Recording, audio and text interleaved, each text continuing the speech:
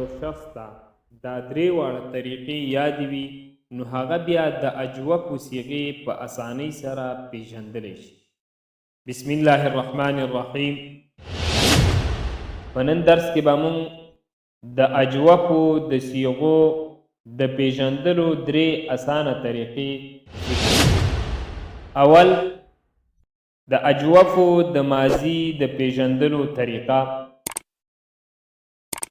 د اجوفو د ماضي مجهول اولنی 5 صیغې اکثر دا د قیله په وزن باندې راځي.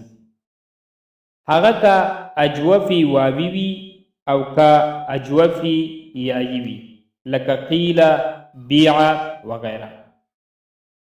او د اجوفو د ماضي معلوم اولنی 5 صیغو کې واو او یا دا په الف سره بدلیږي او په باقی ټولو صیغو د معلوم او مجهول کې بیا دغه واو او یا حذف کیږي د اجتماع ساکنین د وجنه او د هغې په عوض کې بیا فا کلمې ته ضمه یا کسره ورکولی شي لکه قلنا، بعنا او خفنا وغیره.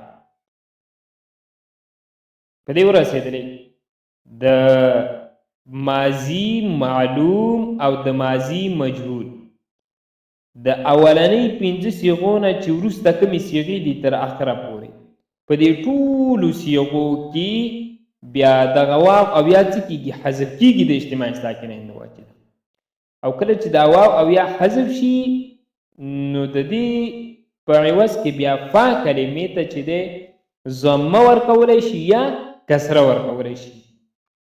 او د دې ماضي مجهول او دارنګې د ماضي معلوم صیغې بیا د دې جمع مؤنث غایب صیغې نه تر اخره پورې یعنې د اولنۍ 5 صیغو کې نه د اولنۍ 5 صیغو نه چې ما بعد وروسته کومې صیغې دي چې د جمع مؤنث غایب نه واله تر اخره پورې کومې صیغې دي په دوی کې بیا شکل او صورت یو شان جوړیږي. دا خو د اجوفو د ماضي د پیژندلو طریقه وه.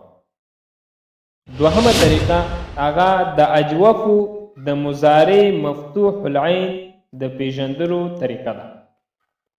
که چیرې د اجوفو د مضارع په عین کلمې باندې فتحه راغلې وه نو بیا دغه عین کلمه په الف سره بدلیږي مطلقا. د مطلقا مطلب دا دی که مضارع معلوم وي او که مجهول. که د اجوفو مضارع معلوم وي او که مضارع مجهول وي لیکن په عین کلمې فتحه راغلې وه نو دغه واو او یا دا بیا په چا سره بدلیږي؟ په الف سره بدلیږي. لکه یقالو او یباعو اصل کې یقولو یب یعو دی دارنګ یخافو یخوفو دی. نو په دې ټولو کې په عین کلمې فتحه راغلې ده نو دغه عین کلمه چې واو او یا دی بدل په الف سره شو. لیکن په 2 صیغو کې یعنی په جمع مؤنث غایب او حاضر په دې 2 صیغو کې بیا دغه الف د اجتماع ساکنین د وجې نه حذف کیږي. درېیمه طریقه د اجوفو د صیغو د پیژندلو. درېیمه طریقه د مضارع د مضموم العین او مکسور العین د پیژندلو طریقه ده.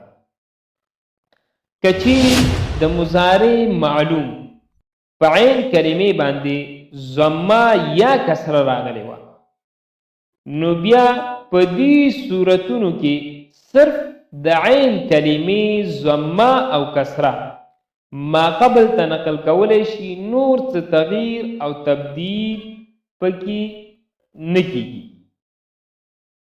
د عین کلمې چې کومه کسره ده یا ضمه هغه بس یوازې ما قبل ته نقل کولی شي، نور په صیغې کې بیا تغییر او تبدیل نه کیږي. لکه یقول یبیع وغیره. دا یقول اصل کې یقول، یبیع اصل کې یبیع دی. نو په ضمه او ما قبل ته نقل کړی شو نو یقول جوړ شو، او په یبیع کې په یا باندې کسره ده ما قبل ته نقل کړی شو نو یبیع جوړ شو.